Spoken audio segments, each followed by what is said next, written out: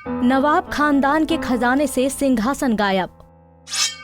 खजाने से 5 करोड़ रुपए का सिंहासन गायब। सिंहासन पर जड़े थे बेशकीमती हीरे। नवाब की बेशकीमती पेंटिंग्स भी हैं गायब।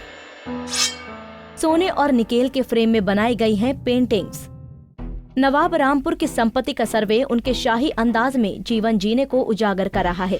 दरअसल रामपुर रियासत के आखिरी नवाब रजा अली खां की संपत्ति के बंटवारे की प्रक्रिया चल रही है।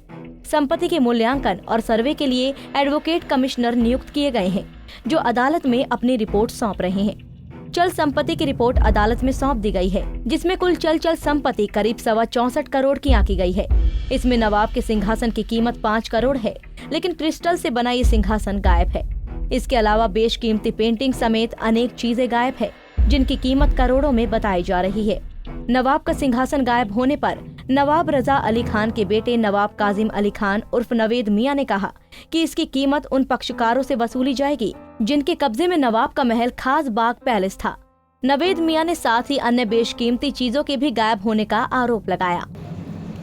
एक थ्रोन को वहाँ रखा दरबार हॉल में, जो चांदी का था, जो खासबाग में दरबार हॉल है वहाँ रखा गया था, और जो क्रिस्टल थ्रोन था उसे ब्लू रूम में रखा गया था। ब्लू रूम वो कमरा था जहाँ ज़्यादातर शीशे का और चांदी का फर्नीचर रहता था। तो थ्रोन जो था, थ्रोन के साथ एक फुटस्टूल भी था जो क्रिस्टल का था, और 2 क्रिस्टल की बड़ी बड़ी कुर्सियाँ थी। ये 4 का सेट था जो हम साथ ही रहता था।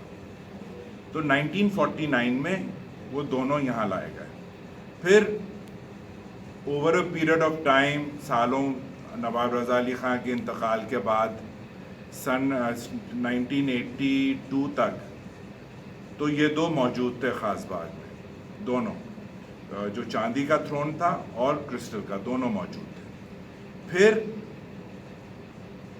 क्रिस्टल का थ्रोन ब्लू रूम से लाकर और दरबार हॉल में रख दिया खास बाग के, और चांदी का थ्रोन गायब। या तो उसको, ये सारी चीज़ें 1982 के बाद हुई, मुर्तज़ा अली खां के इंतकाल के बाद। उसके बाद आफ्ताब ज़मानी बेगम और उनके दोनों बच्चे थे जिनकी निगरानी में ये सारा था। उसी टाइम चांदी का थ्रोन गायब हो गया, बेच दिया गया, या बेटी के घर में गया या बेटे के घर में गया गोवा में, या बेटी के घर, मुझे नहीं मालूम कहाँ गए, या बेच दिए गए।